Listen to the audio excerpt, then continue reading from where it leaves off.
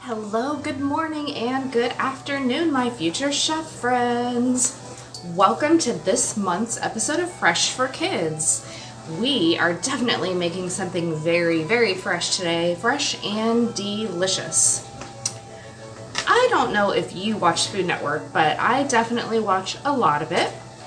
Recently, I saw a program where they were in Frankfurt and they were talking about something they call Grüne Soße, which is green sauce, and it is traditionally made in Frankfurt. Now, the traditional version of this green sauce has 7 different herbs in it, and to be considered a true Frankfurt green sauce, at least 70% of the herbs have to be grown in Frankfurt, Germany. Obviously, the herbs that I have here in front of me were not grown in Frankfurt. That would be a long trip. However, there are other cities in Germany that make this green sauce, and the key to it is that really you just need at least 7 different herbs to put into the sauce. So I went down the street to Whole Foods and I found some pretty good representations of at least a few of the things that are traditionally in the German green sauce. Those are sorrel, chervil, and chives. Also, we are going to be putting in some flat leaf parsley, some dill. If you like pickles, you know what dill tastes like. Some cilantro and curly parsley. In addition to our fresh herbs, I'm also going to put in a couple of shallots. Shallots are delicious. I don't know if you are familiar with shallots, but they're almost like a cross between a red onion and garlic. They are very savory and very delicious. We are also going to use the juice from 1 lemon, olive oil, fresh garlic, and there's a heavy dairy component to this sauce. So if you have issues with dairy and intolerance to it, this may not be the sauce for you. However, there are a lot of good dairy alternatives that you could definitely make a version of the sauce. But we're going to use sour cream, Greek yogurt, and something called quark, which I was only able to find at Whole Foods. But if you cannot find this, I just used creme fraiche, which is very, very similar. It's a very soft cheese. And we are also going to need some egg yolks for our sauce. Now, you can definitely hard boil your own eggs, but it takes a little bit longer for the whole process. So I just shortened it down and I bought already boiled and peeled eggs. And then, of course, some salt and pepper to taste. So this is what we're going to need for ingredients. Of course, we will also need some tools. We're going to need our food processor and a cutting board and a good sharp knife. So this is everything that we'll need. I'll come back in just a minute and explain to you the next step in the process.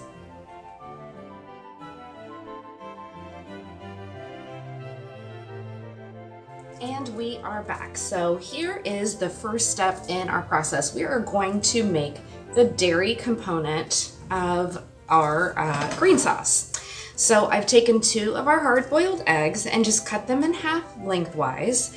And we are going to just pop those egg yolks out and into our mixing bowl. Okay. And of course, you can reserve these egg whites for later to use because actually hard-boiled eggs are what this green sauce are traditionally eaten with. That and boiled potatoes, which is how I ate it at home, and it was delicious. But we also grilled steaks a couple days later and put it on top of the steaks, and it was very delicious. Okay, so what we're gonna do, we're gonna take our fork. We've got our egg yolks in here, and we want a tablespoon of oil. I'm going to use olive oil, but you can use whatever kind of oil you are partial to.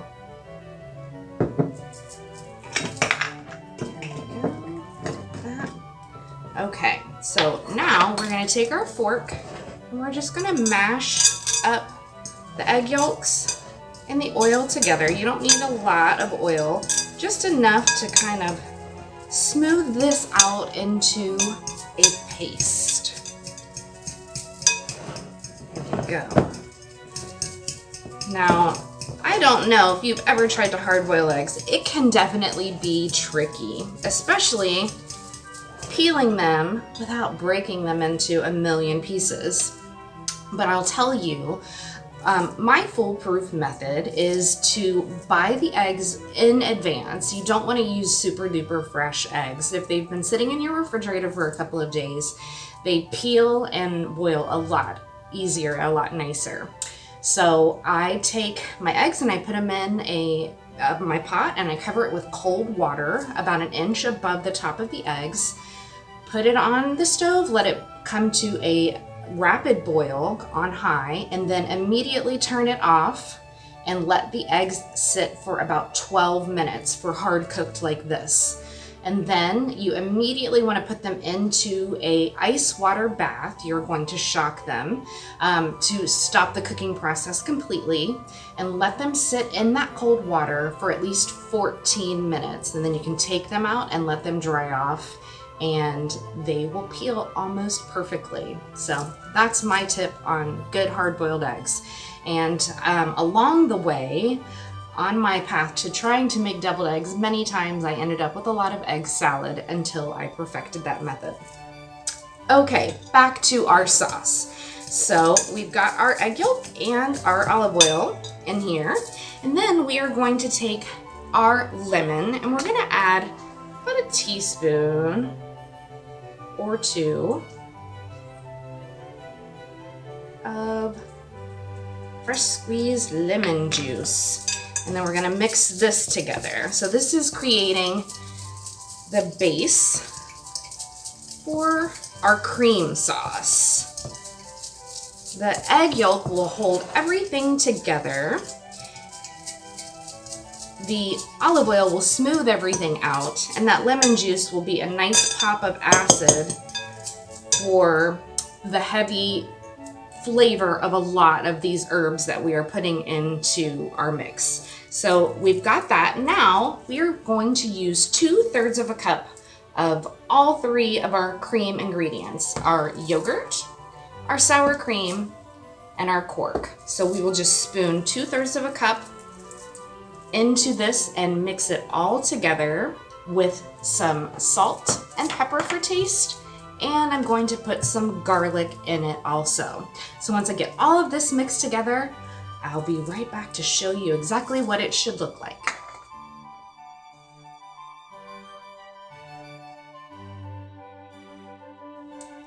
And we are back. So in this bowl, I have that egg yolk, oil, and lemon juice mixture. I put 2/3 of a cup of Greek yogurt, plain of course, sour cream, and our quark, which again is just a really, really soft cheese, not entirely dissimilar to cream cheese, but definitely a lot softer, a lot more moisture in it. So we've got that, and then we are going to squeeze in some more lemon juice. I'm going to put a healthy dose of minced garlic, and I love these squeezy bottles of fresh garlic. They make that a lot easier. And then we're gonna put some salt and pepper to taste, which again just means however you prefer it. If you like a lot of pepper, add a lot of pepper. If you like a lot of salt, add a lot of salt. Maybe not too much. But then we're going to mix all of this together to come up with our creamy base. And again, with the lemon as well, if you like it a little more tart, you could add some more lemon juice to that. You don't like garlic a whole lot, you can omit the garlic. If you like it really spicy, you could add something besides just the black pepper. You could put a red pepper flake in there. That would add a little bit of heat. All right, so we've got that mixed together. Very smooth and creamy. So you can see what that looks like. The next step in our process, we are going to take all of those fresh herbs, and you want about 10 to 12 ounces all together. Of course, those little plastic packages, those are about 7 ounces each. And then you want to do sort of equal amounts of your parsley, dill, cilantro, whatever else that you bought in a bunch. It depends on what grocery store you go to, what your selection is going to look like. But we want, again, a total of about 10 to 12 ounces. But what we're gonna do, and this is definitely the most labor-intensive part of this process, is you're going to remove all of the herbs from the stems. You don't want to get your stems into the sauce. So that definitely takes a little bit of time and mostly has to be done by hand. So that will take a little bit longer. So just prepare yourself for that.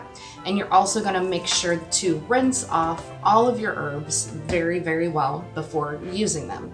But once I get them all destemmed, trust me, you do not want me to film that process because it takes quite a long time.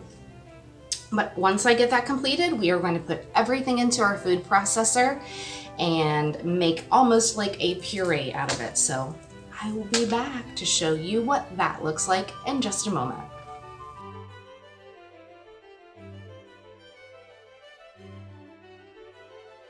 Alright, so I've done all that hard work of removing all of the stems from our herbs, and I have them in the container for my food processor, along with the shallots that I just did a rough chop on, because they're going to get diced up pretty finely once we get it into the food processor, so no need to go too far with that. Just nice big chunks are fine. We're going to put that in our food processor and blend it until it's pretty smooth. If you do have trouble with getting it to blend,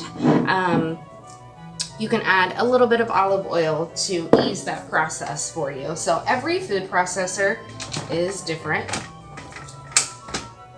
And sometimes the hardest part is figuring out how to get the lid on. So, all right, we've got it, and we are going to turn that on. It's gonna be a little loud.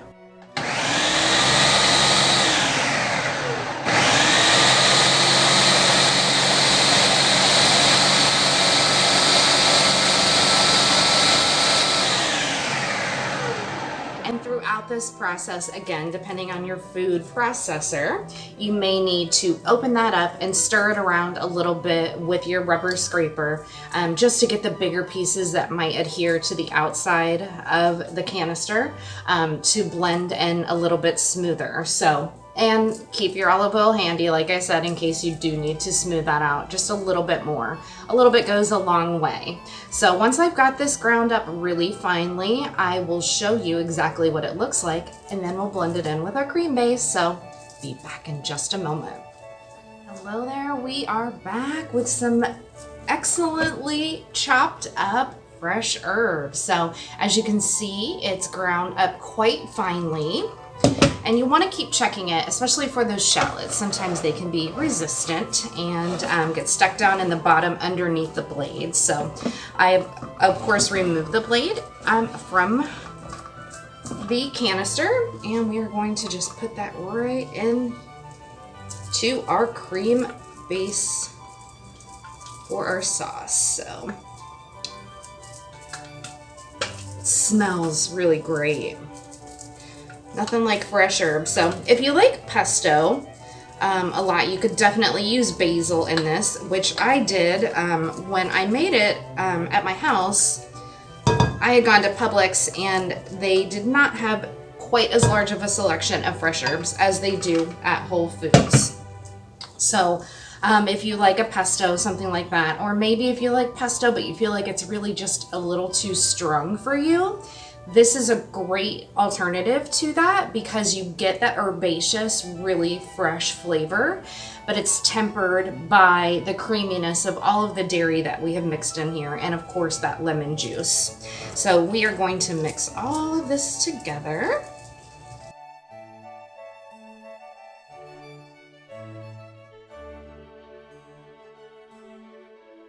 It's kind of like a dressing, like a salad dressing, almost like a Greek goddess type of a dressing. Very, very flavorful. Again, traditionally, when it is served in Frankfurt, it is served with hard-boiled eggs and boiled potatoes. But you could really use it on anything. On the program that I watched on Food Network, they showed it with schnitzel, which is basically a pork cutlet that's pounded down very thin and breaded and fried. But it's just really, especially something heavy like that, it's nice because it lightens it up, and all those herbs are just so bright. They will add a nice pop to something that is a little bit heavy, or maybe like in the case of a boiled egg or a boiled potato, a little bit more plain. So I think that you will find so many great uses for this lovely Frankfurt or German green sauce. It does make quite a bit, as you can see, so seal it up in an airtight container and keep it in your refrigerator. And again, just use it almost like you would use a salad dressing. It is very, very delightful. I enjoyed it quite a bit. Once you have tasted it, you can see if maybe you need to add a little bit more salt, a little bit more pepper. Maybe you want the lemon to be a little stronger. You could squeeze a little bit more lemon in there. However, it tastes the best for you. So I would love to hear what 7 herbs you use when you make your German green sauce. So please, please, in the comments, leave me a picture or a description of what you used in yours and how much you loved it or not. And we will see you next month on Fresh for Kids here at the Maitland Public Library. Bye.